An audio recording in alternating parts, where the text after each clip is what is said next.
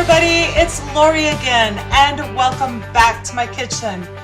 Today I would like to talk about a canning project that is one of those controversial type items, and what I'm talking about today is canning butter.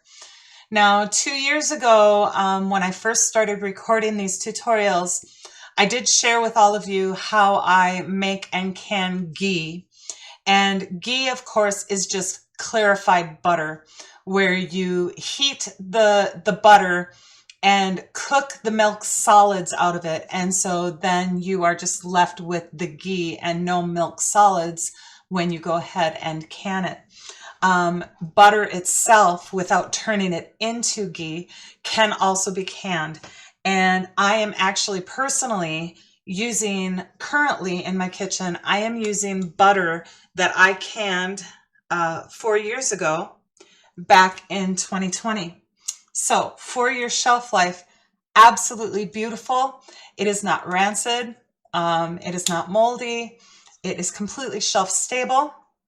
And I absolutely love having this on my shelves to use in my kitchen whenever I want to. So one thing that I do want to explain to you about canning butter is there's a difference between salted butter and unsalted butter. And the difference is that salted butter, when you can it, it tends to really intensify the salt taste, all right? There's not a safety issue. There's not, anything to worry about there. It's just a result issue. And if you use only salted butter, I do want to warn you that that salt will be intensified, and so your canned butter will taste much more salty than if you just used a fresh stick of salted butter.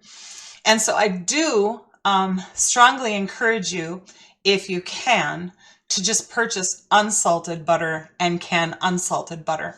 But in my situation, I can only find salted butter that is on sale. They never seem to have unsalted butter on sale. They only put the salted butter on sale. And so what I normally do is I just take a 50-50 ratio of the salted butter that I can find on sale, and then I buy equal amounts of unsalted butter and I melt them all together. And that seems to be just a really good place in flavor after canning. But like I said, this is controversial. Canning dairy as a whole is controversial, but as many of you know, maybe some of you don't, I have actually shared quite a few dairy canning tutorials and instructions. I have no qualms at all with canning dairy, and I have had success canning dairy for over a decade now. I've canned much longer than that. I've canned for over 40 years, but I just started canning dairy a little over 10 years ago. And you guys, I wish I would have started doing it sooner in my canning journey. But I was just taught that dairy items were just a no-no to can. And I think a lot of people, you can't really find it in canning cookbooks and things like that. It just wasn't a suggested thing here in the United States. But people all over the globe have canned dairy items for decades and decades and generations. And so we might be a little bit behind here in the United States, but we're catching up fast and finding out that, hey, some of these things that haven't been suggested before are actually okay and safe to can at home. So I'm just going to get started, and I will walk you through the very easy steps to canning butter. It's a lot less labor intensive than canning ghee, because we are not going to have to cook off all of those milk fat solids. We're just seriously going to melt our butter and then place it into jars and just do a very, very short process in the canner. Now, there's a lot of people that don't process their butter at all. They just melt it, put it into jars. They do a method that's called open kettle canning. And I've shared that a lot of times in many of my jams and jelly recipes. And I also do that for lard too.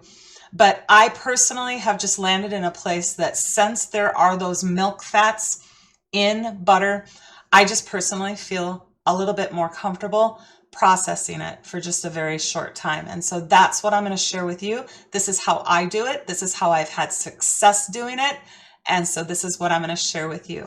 So I'm going to get you a page down here, and you can just see that in my heavy stock pot, I have all of my sticks of butter.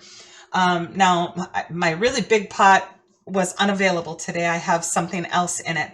And so I have to use my smaller heavy kettle today. And I could only fit in about 7, well, it wasn't about, it is 7 pounds of butter. Now you can do this in as large of a batch or as small of a batch that you want to, or, you know, just, I guess, depending on how much butter you have on hand. Right now they're running sales in my area.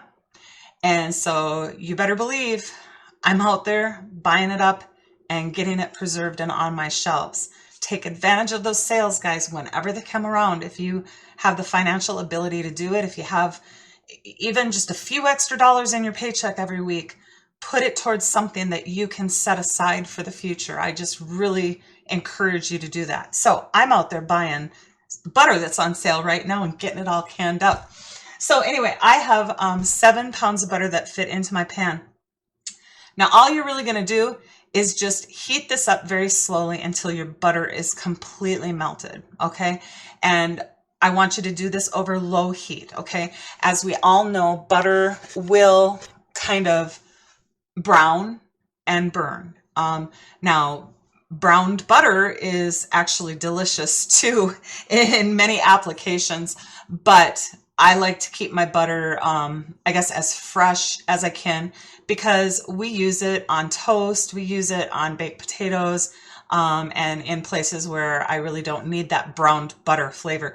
But if you overcook your butter and it does get a little bit brown, you guys don't worry about it. It's not an issue at all. It tastes good too. So, excuse me, I'm just going to get this, all of this butter in my pan. I'm going to get it heating up and melting just over low heat, okay? And once it gets to a point where I can stir it safely without, you know, getting my sticks of butter wanting to flop out of the pan and whatever, I'll probably stir a little bit too. But anyway, so on low heat, and once this is all melted, I will come back and show you the next step. All right, so you can see that my butter is pretty melty, but I do still have some very large chunks in here. Now, at this point in time, I have bumped my heat up to medium, and I'm just going to be attentive to it and stir it and just wait until all of these chunks are completely melted. And what we want to do is we want to bring our butter up to where it's really hot and steaming. We do not want to boil this, but we do want to get it hot enough so that it's actually steamy. So I'm just going to keep stirring and melting now over medium heat until all of the butter sticks are completely melted and I've gotten it to that hot stage without boiling, but good and hot. I'll be back in just a few minutes. All right, guys, so over medium heat, I have melted all of the butter completely. I no longer have any solid chunks of butter in here, and my butter has gotten really nice and hot. It's not to the boiling stage, but it's good and hot. And you will have foaming. The hotter this butter gets, the more foam kind of that comes to the surface of the pan. I'm going to go ahead and turn my heat off at this point in time, and I'm going to skim off this white foam on top of the butter. And I just obviously use a spoon for that. In the meantime, I am also heating up my canner. Now this can be hot water bathed or steam canned for 1 hour, or you can pressure can it, vent 10 minutes, come up to your appropriate pressure for your altitude, and then off just once it reaches pressure. I treat butter just like milk, all right? If you think about it, butter is made from 100% heavy cream. Heavy cream is milk. And so I can my butter just like milk. Now, if those people around you are saying, yeah, but butter is fat, Well, yeah, it is fat, but if you think about it, lard can be open kettle canned. It doesn't have to be processed in a canner at all. So I just, because there are some milk fats in here yet, I just prefer to process it just a short while. It's just the way that I've always done it. I'm not saying that other ways do not work. I'm sure that they do work, but this is just where my comfort zone is. And so I process by PC, vent 10 up to pressure, then off. Or if you choose to hot water bath or steam can it, just hot water bath or steam can for 1 hour. All right, so I've almost got all of that foam off of the top of my butter, and we are just about ready to get this wonderful melted butter into our jars. Now I haven't heated up my jars at all today. We are working with a very hot product here. And so if you're not going to preheat your jars, which you don't have to do, I prefer with butter and ghee and lard, I prefer to have a dry jar. Now you could heat them in the oven if you want to. You can heat them in a pan of water if you want to. But I do feel like having any remnants of moisture in the jar when you are canning a product like this, where fat is involved, moisture is really the enemy there. So I do prefer to have a totally dry jar. So I have clean jars, but they are not heated up. And so when I go to pour this butter into my jars that are at room temperature, and my room temperature is pretty cool, you know, we're in the middle of winter here, so it's pretty cool in my kitchen. But when I go to pour this hot butter into my jars, I am going to do it a little bit slowly at first to kind of allow my jars to acclimate to the heat of the butter. So I have a clean prepared jar. I'm going to tip you down here. A clean prepared jar, and we are just going to go ahead and ladle in our hot butter to 1-inch headspace. I do kind of mix my butter up as I ladle it in, just to keep everything kind of equal and incorporated, because those milk fats do kind of like to separate out, and you don't just want all the milk fats in one jar. So I do mix it as I'm scooping it out, and I bring it to 1-inch headspace. Now I'm just going to, like any other canning application, I'm going to just take a wet, laundered, clean washcloth and wipe that rim just to make sure that there's no drips of butter on there. I do not use vinegar, you guys. I don't. I feel like it is kind of detrimental to the canning lid sealant. I am using my Superb lids again today. But that's all there is to it. I'm going to put that completed jar into my hot canner and go ahead and continue filling the rest of my jars, stirring that butter as I go to make sure everything is kind of incorporated. I'm going to slide that pan over a little bit closer here so I'm not dripping so much down in between my countertop and my stove. Daylight savings time is coming again here this spring, and it's time to pull out the stove and the fridge and clean behind them. That's what I use as my calendar marker. Anytime that daylight savings times comes around, that's when I pull out my appliances and clean behind them. And I can guarantee you it's time to do it again. I drip a lot of stuff in between my my countertop and my stove here. All right.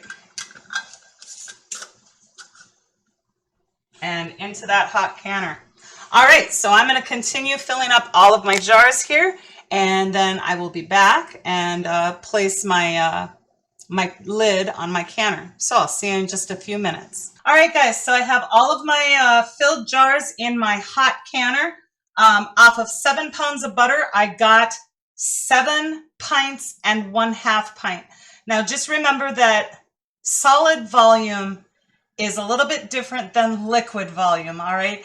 And you also have to, you know, take into effect that you're leaving that headspace. So, hot canner, I'm going to go ahead and place my lid Then I'm going to bring this to a vent. I will vent for 10 minutes, and then I will place my weight and bring it up to my appropriate pressure, which I can can at 10 pounds. You know, my elevation allows me to can at 10 pounds of pressure. So I will come up to 10 pounds of pressure, and as soon as my weight starts to jiggle, that's when I will shut it off and I will allow my canner to cool naturally. Now for hot water bathing or steam canning, you would process these for 1 hour. Let's see, is there anything else? It seems like there was something else I was gonna say. Oh, there was something else I was gonna say. Yes, you can do this with homemade butter, all right? If you have your own dairy cows, or if you have goats that you milk, and you make your own butter, yes, you can your own homemade butter right in the same fashion that we are doing here today. So I'm going to allow this to get through the process, and then I will come back and I will show you the cool down and shaking period, because there are milk solids in here. As our sealed jars cool, we do need to shake them. So I'll explain that after the process is done. I'll be back in just a little while. All right, guys, I remembered the other thing that I wanted to tell you. Half pints or pints, same process time, all right? Doesn't matter. Same process time by the PC or same process time for the hot water bath or the steam canner. That was the other thing. All right, see you in a bit. All right, so my process time, you know, I got up to pressure and then turned it off and allowed my canner to cool. My canner has come down to 0. My emergency relief valve is down. My lid lock button is down. My gauge is to 0, but if you don't have a gauge, as long as these two things are down, then you know it's safe to remove the weight. And I'm just going to slightly crack my canner open. I'm going to allow it to cool for another 10 minutes, and then I'm going to crack the lid just back a little bit more. So let's let this cool just slightly longer, and I'll be right back. All right. Oh, my lids are already starting to pop, you guys. I love these superb lids. You can hear them. I got a little choir going on in there. So I allowed my canner to cool for about another 10 minutes, and then I just cracked it open ever so slightly here, just to allow a little bit longer. Now, butter is just one of those things that I don't want to rush the cooling process before I open this canner completely, because if you open it too quickly, that's when you get that siphoning, okay? All that cold air from your room goes rushing into that hot canner, and it just forces your product inside your jars to kind of heave up and out from underneath the lids. Well, we want to try to avoid getting any of that butter and grease underneath our lids. So I really want to be careful about this cool off period and not rush it. Now, if you're going to be doing this in your hot water bath canner or your steam canner, after you turn your canner off after the process time of 1 hour, you want to allow those jars to remain in that canner, in that water, for at least another 10 or 15 minutes before you remove them out into the cold room air. Okay, so I'm going to allow just a few more minutes before I remove this lid, and then I'll be back. All right, it's been another 10 minutes, and now I feel like it's safe to go ahead and remove my canner lid.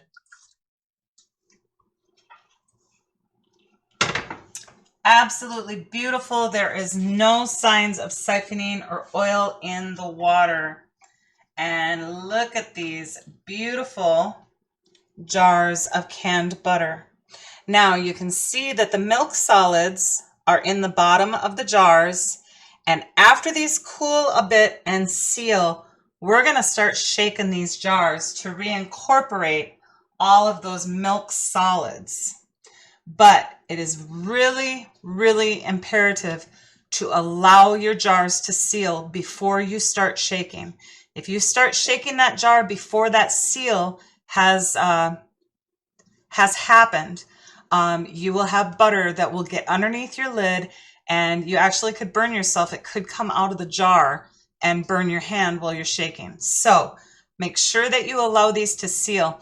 And I really allow them, personally, I allow them to sit on my counter just undisturbed for at least 2 hours. So they kind of come back down to room temperature before I even start shaking. Now you don't have to worry about that, like allowing them to sit too long. Once this butter is melted, it really takes a long time for it to re-solidify. So this isn't a race at all. All right, so after you remove them and they seal, allow them to sit for a couple of hours before you start the shaking process.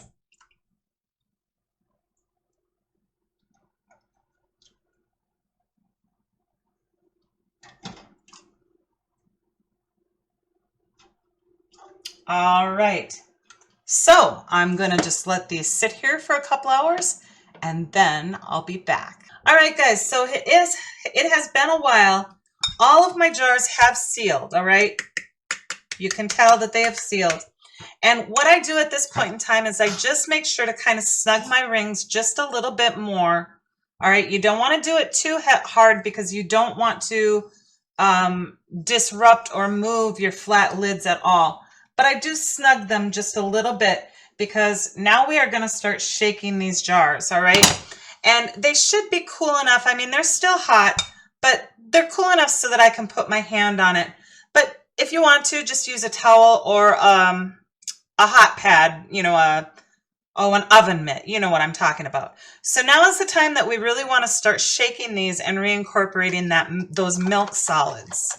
And you can see how it changes color. See that? You want to shake those milk solids up. And so just go ahead and shake up every single jar. And you're going to want to do this about, every half hour or so, all right? Because it does settle back down into the bottom of the jar again. So as it cools, about every half hour, just come back and shake these jars. Now, the length of time that it will take for this butter to reset has a lot to do with your personal room temperature.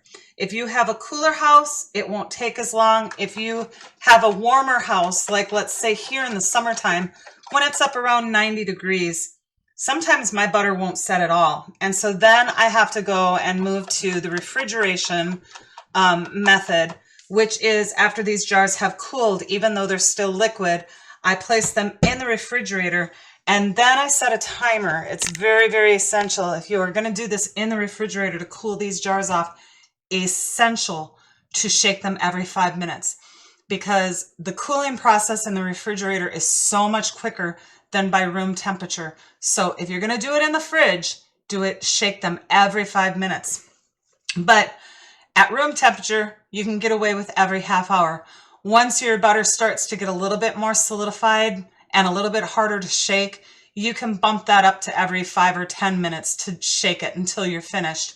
And you just shake these, periodically, like I have stated. You shake them until these become solid again and you can't hear any movement inside of the jar at all. And then you're done. So that is how easy it is to can and have shelf-stable butter. You guys, this has been a blessing in our home. It's wonderful not to have the freezer space being taken up with pounds of butter. Much easier to have it on the shelf. Room temperature, they can be stored, as I showed you, I had that jar earlier today from 2020. Those are 4 years old. You guys, these will last for years on your shelf without going rancid or bad. Another little thing that I will share with you is, a lot of us store just our regular stick butter when we're using it in our kitchens. We just store it at room temperature right on our counter, okay? And sticks of butter will last literally for weeks on end without molding or going bad, without being in the refrigerator. There's something about the canning process, okay? After you take one of those jars of butter, your canned butter from your shelf, and you open to use it, there's something about the canning process that makes that butter, after you've opened that jar, it makes it spoil a lot quicker than just regular plain sticks on your countertop. Now, I'm not saying that they will spoil right away. Excuse me. I'm not saying that they will spoil right away, but they do spoil quicker than a stick of butter will. So when I open up a jar of butter, I will allow it to remain opened on my counter so we can use it daily for 3-4 days. But if I am not going to use it up in that 3 or 4 day period of time, I make sure to stick it in the refrigerator to make it, you know, to make it stable for longer.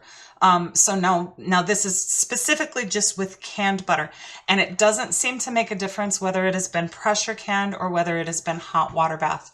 There's something about the process of canning butter that after you open that jar to go and use it, it just spoils at room temperature a lot quicker than just a plain unprocessed stick of butter does. So that is the only drawback to this. And I wouldn't even consider it a drawback, because I can open up a jar of butter and within 3 or 4 days, if we consume it all, it can just stay right on the counter that entire time and I won't have any problems with it. But a little bit longer than that, then I start seeing signs of mold on that open jar of butter. So to avoid that, if I'm not going to open, or if I'm not going to be able to use up a pint or a half pint of butter within 3 or 4 days at room temperature, I just stick it in the refrigerator and then it's good for weeks. So those are all of my insights and all of my tips.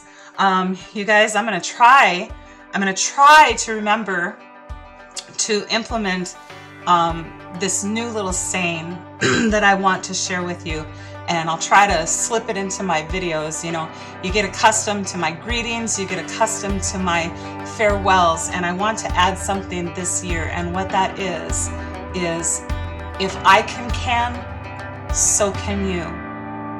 God bless you all, and happy canning, everybody.